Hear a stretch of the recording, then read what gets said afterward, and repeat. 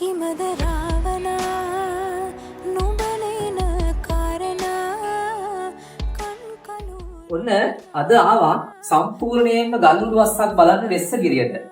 හරි ලස්සන ගල්ලේ. රහතන් වහන්සේලාගෙන් පිරිච්ච ප්‍රදේශ. දෙයිය නෙමෙයි හැම තැනකම රහතන් වහන්සේලා පිළිලා ඉන්නේ නැති නේද බණ භාවනාව යෝගීව. මම දැක්කහම පුදුම විදිහට මේ හදවතට දැනෙන්නේ. මේ හැම අඟලක් ගානෙම රහතන් වහන්සේලාගේ පහස ලැබපු ප්‍රදේශනේ මේවා. කියන්කෝ බලන්න තවත් ලස්සන තැන් තියෙනවා මේ වගේ.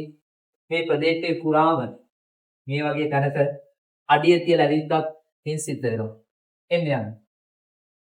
වෙස්සගිරිය කියන්නේ රාවණා රජතුමාගේ බල ප්‍රදේශයක් නුනේ. සමහර තැන්වල රාවණා රජතුමාගේ පහස ලබන්නේ නැති නේද මෙහි. රාවණා රජතුමාගේ දඬුමනරෙත් මේ ගල්ලෙනක් අස්සේ තියනවා කියලා කියනවනේ.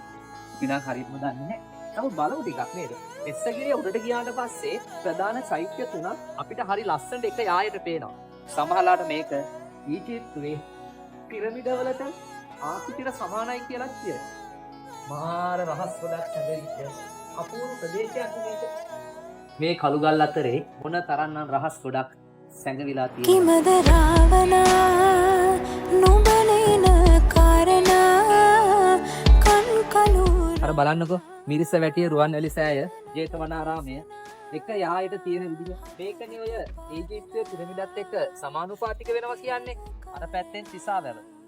හරිම ලස්සනයි. මේ වගේ පොළවක පය තියන්න පින් කරන්න. සට රාවනා කාරණා මං කියන්නම් පැරිනා හිත හදන්න